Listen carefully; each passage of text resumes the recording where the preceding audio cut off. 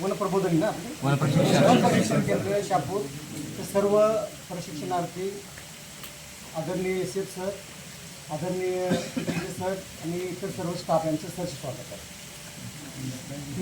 मला सांगायला वाटतं की तुम्ही देखील तुमच्या प्रशालेचा विद्यार्थी आहे. 2007ला मी होतो आपल्या शापूरला, तर आमचं 1 वर्षाचं ट्रेनिंग होतं.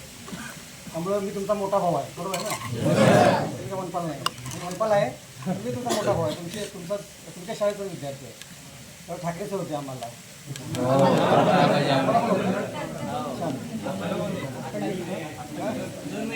बरं, सरांची खूप मोठी सेवा झाली. म्हणजे रिटायर झाल्यानंतर बऱ्याच वर्ष होते, चांगली डिसिप्लिन होती.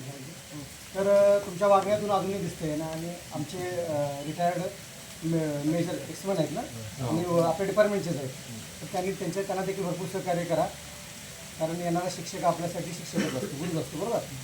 तर आदरणीय एस सरांची पूर्वपरवानगी घेऊन तुम्हाला मार्गदर्शन करतो. जास्त वेळ काही सांगणार नाही. तुम्हाला काय विचारायचं असेल तर विचारा. आपण आज सावंतवाडीमध्ये जमलेलो आहोत. सावंतवाडी म्हणजे जिल्हा सिंधुदुर्ग आहे, बरोबर, कोकण. इथून समुद्र जर पाहिला, अरबी समुद्राचा जर पट्टा पाहिला, तर इथून साधारणतः हवाई अंतर 10 ते 12 किलोमीटरवर आपण समुद्र आपल्याला भेटतो. आणि इथं तुम्हाला येताना सगळ्यांना गरम झालं असेल बघा, दमट हवामान. त्याचं कारण असं आहे की आत्ता आपण समुद्र सपाटीपासून साधारणतः 150 मीटर उंचीवर आहे. 150 मीटर फक्त. त्यामुळे गरम होतं. म्हणजे दमट हवामान होण्याचं कारण काय, आपल्याला समुद्र जवळ आहे, समुद्राचं खारं पाणी जवळ येतं आणि आपल्याला म्हणावडा ऑक्सिजन मिळत नाही, पण आपलं दमट होण्याचं कारण आहे. हे आता हिवाळा आहे, आपला नोव्हेंबर महिना आहे, डिसेंबर महिना. पुढं तर भरपूर प्रचंड गरम होतं, दमट हवामान आहे.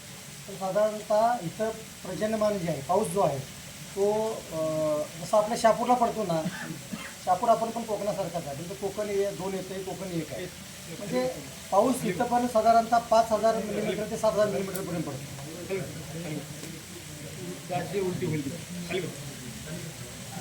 पाऊस साधारणतः 5000 ते 7000 ह्यावेळी 7000 मिलीमीटरपेक्षा पाऊस जास्त पडला आहे.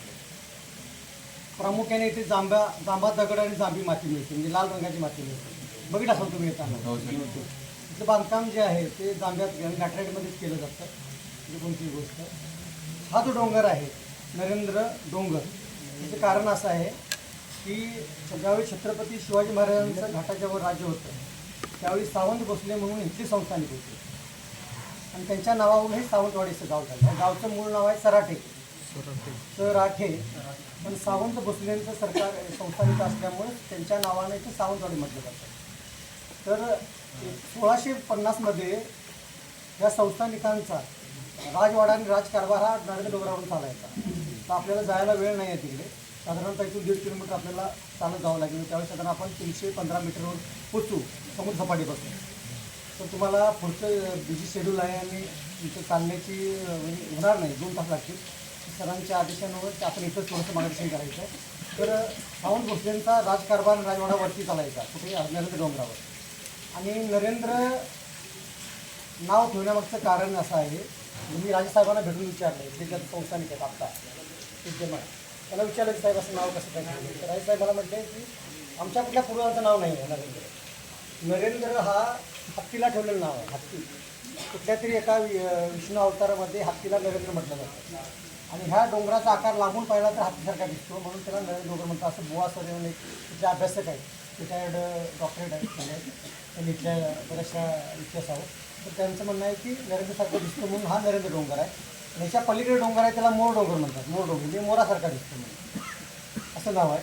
इथं प्रामुख्याने आढळणाऱ्या वन्य प्राणी कुठले असतील तर बिबट आढळतो, गवा, सांबर, भेकर, सायाळ, ज्याला साळींद्र म्हणतो, खवले मांजर भेटतं, ऊद मांजर भेटतं. एवढे प्राणी प्रामुख्याने आढळतात, म्हणजे मोस्टली आढळतात. शेकरू इथं मोठ्या प्रमाणात आहे. त्याच्या बॅचला बऱ्यापैकी शेकरू दिसली कुंडलची भाषा. सायाळ म्हणजे काय खवले मांजर देखील आढळतं. आणि वनस्पती जर पाहिल्या इथं तुमच्या विदर्भासारखा साग पण आहे. ऐन, किंजळ, जांभळ, जांभळ, आंबा, रान आंबा, वाईल्ड आंबा मिळतो. भेटली माड मिळतो, तुम्हाला दाखवतो नंतर. माड आहे जास्त वाटलं, भेटली माड. हां भेटली माळ. तुम्हाला हे पाठीमागं फक्त नजर हे करा, पाठीमागे झाड दिसतं त्याला असा खाली वेणी आलेल्या आहेत बघा, वेणी दिसते का? त्याला भेटली माळ म्हणतात. माड माड पाम पाम म्हणजे नारळ आहे ना त्याच्या जातीला आहे. फिश पाम नाही, फिश पाम हा कृत्रिम आहे पण त्याची प्रजातच ती आहे. फिश पाम तर त्याच्या बिया असतात ना, तो गणेश पक्षी भरपूर खातो, ऊस माणसं भरपूर खातं आणि त्याच्या सीड डिस्पर्स होतात तिकडे. आणि हत्तीला देखील आवडतं खाद्य आहे. भेटली माडाला फोडून तो आतला गाभा खातो. आणि बुके जे बुके विकतात ना, बुके त्या बुकेमध्ये त्याच्या ती पानं वापरतात त्याची. तुम्ही पाठीमागे जर पाहिला ही बॅच तू आता एक लहान साथी यंगेस्ट आहे बघा, तो का तर हा भेटली माड आहे. तर अशा या मुख्य जाती आढळतात.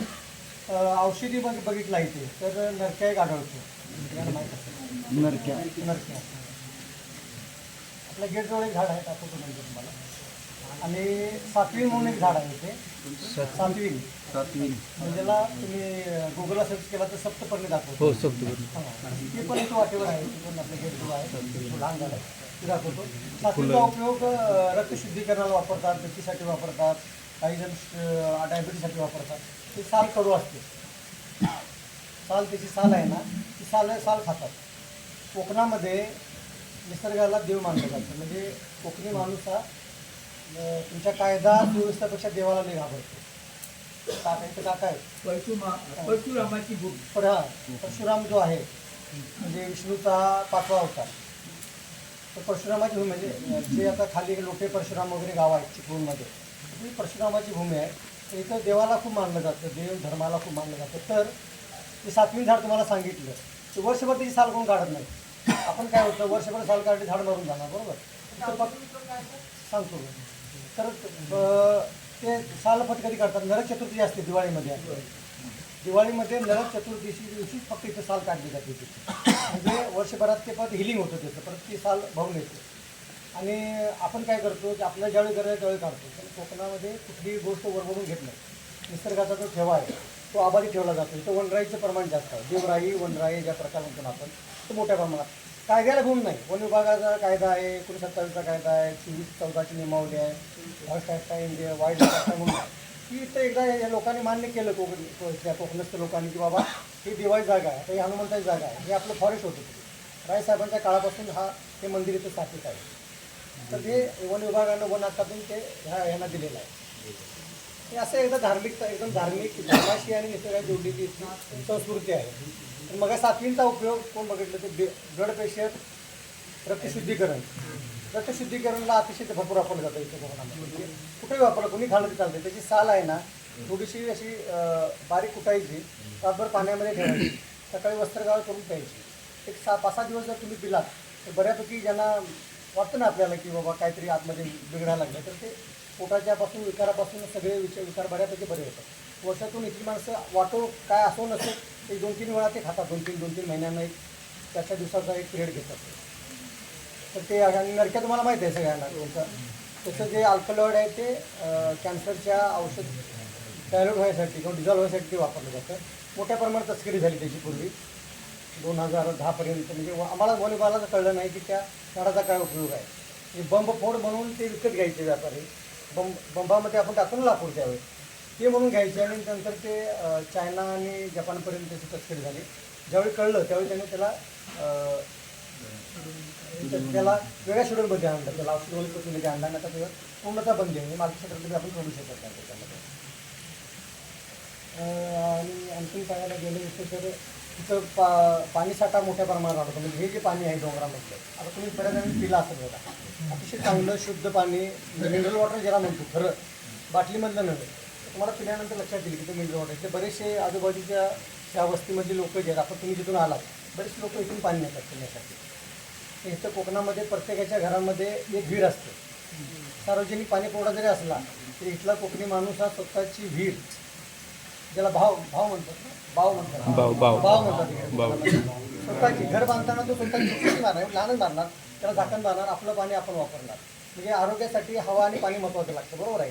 ते शुद्ध मिळाल्यानंतर इथला कोकणी माणूस हा चिरंतर जगतो, खूप वर्ष जगतो. इथलं मुख्य उत्पादन म्हटलं तर आंबा, काजू, सुपारी, नारळ आणि केळी, लहान केळी, सोन केळी असतात बघा, लहान वेलची सारखी म्हणतात काही जण.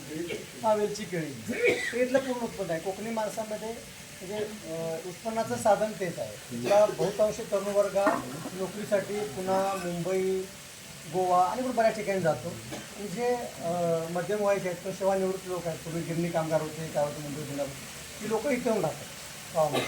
कोकणी माणूस हा सांगायला तुम्हाला आवडेल की आपल्या आहे त्या घरामध्ये समाधानी असतो. जसं आम्ही घाट माथ्यावरची असतो, पश्चिम महाराष्ट्र असेल किंवा विदर्भ असेल, फार पैसे पाठी लागत नाही, पैशाला दुय्यम किंमत देतो. म्हणजे इथं लग्न देखील अगदी साध्या पद्धतीनं करतात. हुंडा नावाचा प्रकार इकडे नाही. मग सांगायचं कारण लक्षात आलं का?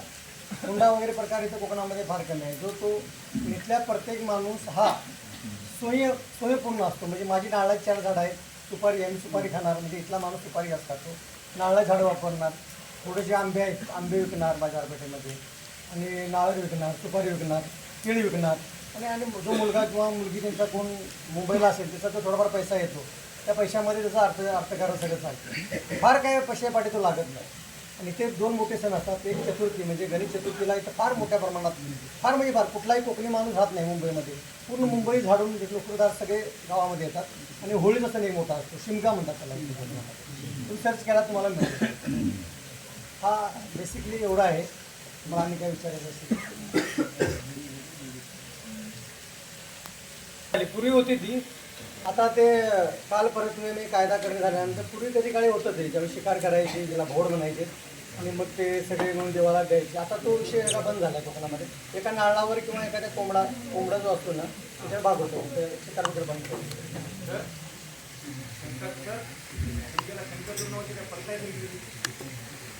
शंकासूर तेव्हा नाही आहे. आता जी त्रिपुरा पौर्णिमा झाली ना, त्यामध्ये इथं दहीकाला नावाचा प्रकार होतो. दशावतार नाटक जे असतं, दशावतार म्हणजे विष्णूचे 10 अवतार आहेत ना.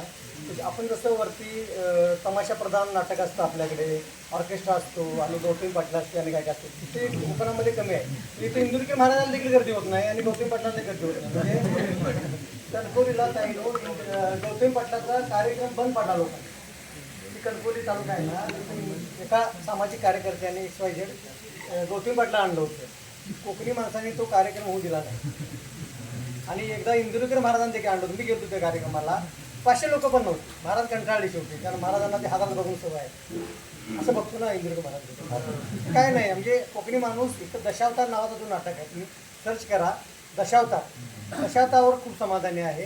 इथल्या लहान मुलापासून म्हाताऱ्या माणसापर्यंत दिवसभर काम करतात, रात्री त्या नाटकामध्ये काम करतात. त्या दशावतार म्हणजे काय की वेशभूषा करून, म्हणजे पूर्वीचा विष्णू अवतार असेल, कृष्ण अवतार असेल आणि कोण अवतार असेल, त्या अवताराचे विष्णूचे 10 अवतारावर आधारित नाटकं वगैरे करतात.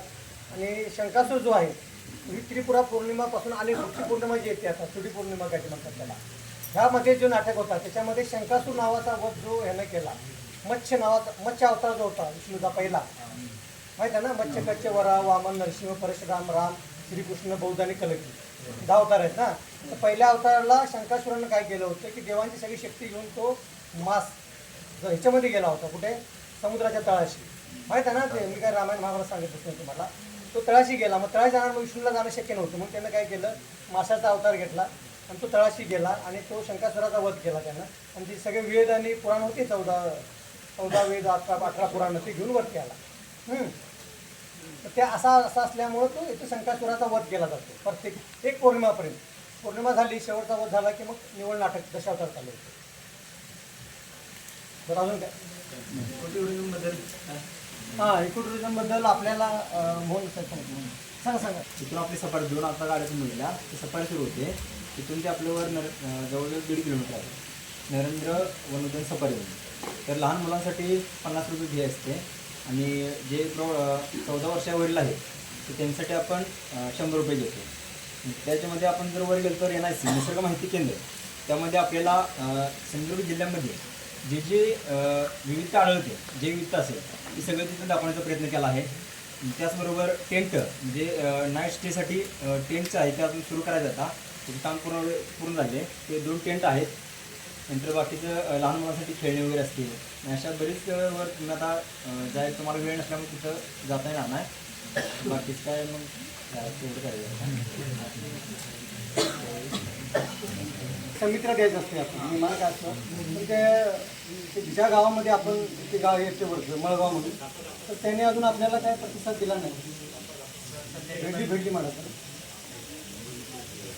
ते बघा ही त्याची पाठीमाग आता पाठीमाग सगळ्यांनी बघा नंतर ती वेणी दिसते ना वेणी त्याला नंतर अशी पिवळ्या रंगाची अशी फूट येतात घरपोच वेणीमध्ये ती वेचून खातात आणि त्याची जी बी आहे ना ही त्याला मोठं जाड कवर असतं मग ते उद मांजर जे आहे ना ते बिया खातं मोठ्या प्रमाणात आणि ते हे विष्टेमधून डिस्पर्स होतं किंवा धनेश पक्षी जो आहे आपला दोन्ही पण ब्लॅक पाईड असेल किंवा ग्रेट हॉर्नबिल असेल ते सगळे येतात आणि हे बिया खाऊन जिकडे तिकडे पसरतात त्यामुळे ही रोपं आपल्याला बारमाही मिळतात रेड्डी मारायची म्हणजे तसं काही मोठ्या प्रमाणात व्हायची म्हणजे मुंबईला बुके म्हणजे चांगले बुके जर करायचे असले तरी पाठिंबाची पानं आहेत ना ती वापरतात त्याच्या फुलं टाकून त्याचा फायदा असा आहे की हे लवकर वाळत नाही हां वाळत नाही आणि हिरवागार राहतो आणि दिसायला बघा त्याला कटिंग आहे त्याला फार छान दिसतो तो आणि कोवळं पान असेल तर एकदम पोपटी दिसतं मग हिरवं डार्क असं होत जातं मग दिसायला छान दिसतं म्हणून याची म्हणजे आमच्या मोबाईल फोननं बऱ्याच जणांना पकडून मुंबईला जे ट्रॅव्हल जातात तिथून त्या ट्रॅव्हलच्या खालच्या त्याच्या त्या डिकीमध्ये भरून जात होते आणि ते जे परपानचे कामगार होते त्यांना 60 पैसे प्रत्येक कांद्याला मिळायचे किती 60 पैसे तिथे घेणारा कोण तो डीलर होता तो मोठा मोठा दोन केसेस झाल्यानंतर तो प्रकार थांबला मालकी क्षेत्रात तर काय आपण अडवू शकत नाही तर मी किमान याच्यामध्ये अडवतो आणि याचा तोटा काय झाला लोकांना की भेटडीमार काढल्यामुळं याच्यावर जे अवलंबून जे काय होते शेकरू किंवा अनेक एक पॅरासाईट किडा आहे तो किडा सगळ्या खाजगीमध्ये गेला आणि नाळा झाडाला खावला तर असं एवढं हे आहे तर सगळ्यांना नवीन सगळे आत्ताच्या बॅच आहे ना खालच्या काळामध्ये वन विभागामध्ये खूप खूप स्वागत आहे थोडंसं आव्हानात्मक आहे पण चांगलं आहे एक समाधान मिळतं घरी गेल्यानंतर म्हणजे आपण निसर्गाचं रक्षण करतो म्हणून पैसे मुलाच्या पाठी काय लागू नका तुमचा मोठा भाऊ सांगतो त्या तिथे टार्गेट ठेवून आला असाल की बाबा माझा मित्र डिपार्टमेंटमध्ये आहे त्यांनी 3ऱ्या वर्षी विलुकान काढली 5व्या वर्षी असं जर केला तर शॉर्टकटचा मार्ग चांगला नसतो काय पैसे पगार आता नशिबानं तुमच्या आम्ही खूप भांडलो त्यासाठी आम्ही ज्यावेळी लागलो त्यावेळी आम्हाला 19 ग्रेड पे होतं बेसिक होतं खूप भांडलो आम्ही संघटनेच्या माध्यमातून आणि आता तुम्हाला म्हणजे क्लार्कपेक्षाही चांगला पगार मिळतो बरोबर आहे ना त्यावेळी आपला पगार खूप कमी होता त्यावेळी आम्ही ज्यावेळी लागलो त्यावेळी 44 रुपये पगार होता त्यानंतर क्लास 4 एवढा पगार होता फर्स्ट क्लास 3चं होतं ग्रेड पे तुम्हाला ट्रॅव्हलिंग आवाज मिळत नव्हता जुलाई पत्ता मिळत नव्हता युनिफॉर्मला कपडे मिळत नव्हते म्हणजे पैसे मिळत नव्हते एवढं वाईट अवस्था होती सगळ्यांना माहीत असेल तर आता डिपार्टमेंटला चांगले दिवस आल्यात पुन्हा अजून काही बऱ्याच सुविधा मिळतील तर सगळ्यांनी आनंद घ्या आम्ही सुरुवातीला आपल्याला पगार नसून मानधन आहे समजून आम्ही दिवस काढले आणि आता पगारापर्यंत आपण सांगू शकतो 4 चौकात एवढा पगार आहे म्हणजे मुलगी बघायला गेल्यानंतर आम्हाला पगार सांगायला लाज होतो हां असं त्यामुळं सगळ्यांना काही वर्गांना पण विनंती आहे चांगलं राहा चांगलं काम करा विभागामध्ये दाद घेणारं कोणतरी असते कोणीतरी आपल्याला विचारावं बक्षीस द्यावं म्हणून काही काम करायचं नाही चांगलं काम आपल्याला संध्याकाळी झोप लागली पाहिजे असं चांगलं तर सगळ्यांना खूप खूप शुभेच्छा आणि आल्याबद्दल आणि तुम्ही सर्वजण इथं आल्याबद्दल आदरणीय DCF सर आणि